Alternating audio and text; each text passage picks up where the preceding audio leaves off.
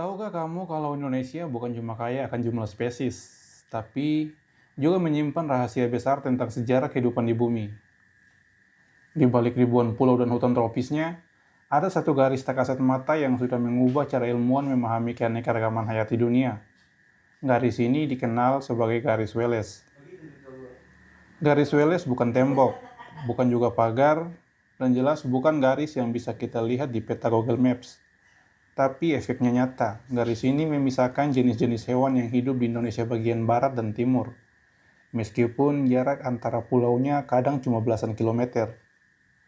Cerita tentang garis Wallace dimulai lebih dari 160 tahun lalu bersama seorang naturalis Inggris bernama Alfred Russel Wallace.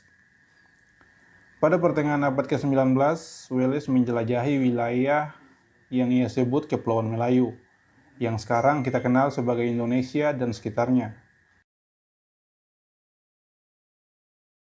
Ia menghabiskan waktu sekitar 8 tahun berkeliling dari Sumatera, Kalimantan, Jawa, Bali, Lombok, Sulawesi, Maluku hingga Papua. Bukan untuk liburan, tapi untuk mengamati alam dan mengumpulkan spesimen hewan. Bayangkan, tanpa teknologi canggih, tanpa satelit, bahkan tanpa kamera modern, Wallace mencatat ribuan jenis burung, mamalia, serangga, dan reptil. Dari sinilah ia mulai menyadari sesuatu yang aneh tapi konsisten. Di Indonesia bagian barat seperti Sumatera, Jawa, dan Kalimantan, hewan-hewan yang ia temui mirip dengan yang ada di Asia. Ada harimau, gajah, badak, dan orangutan. Tapi begitu ia menyeberangi ke wilayah timur, seperti Sulawesi dan Maluku, hewannya berubah drastis. Di sana Wallace menemukan hewan-hewan yang lebih mirip Australia. Ada burung cendrawasih, kuskus, dan kanguru pohon. Padahal jarak antara Bali dan Lombok misalnya hanya sekitar 35 km. Dekat sekali tentunya. Tapi jenis hewannya benar-benar berbeda. Dari pengamatan inilah Wallace menarik kesimpulan penting. Ada batas alami yang memisahkan persebaran hewan Asia dan Australia. Batas itulah yang kemudian dikenal sebagai garis Wallace.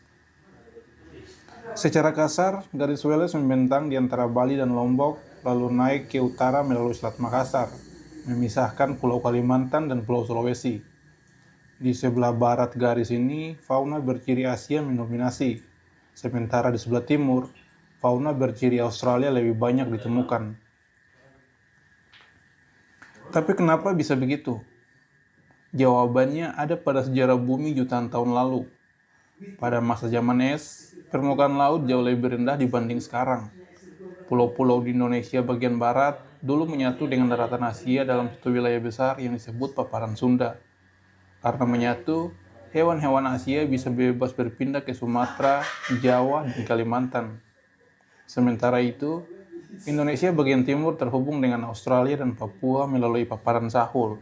Disinilah hewan-hewan khas Australia berkembang. Masalahnya, wilayah di antara kedua paparan ini seperti Sulawesi, Maluku, dan Nusa Tenggara tidak pernah benar-benar tersambung dengan daratan besar manapun. Lautnya dalam, dan pulau-pulaunya terisolasi. Akibatnya, hewan-hewan di wilayah ini berkembang sendiri, membentuk spesies unik yang tidak ada di tempat lain di dunia. Wilayah ini kemudian dikenal sebagai kawasan Wallace.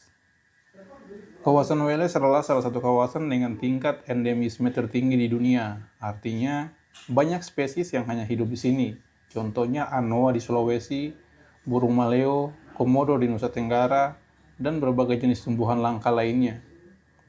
Menariknya, garis Wallace bukan hanya satu-satunya garis biogeografi.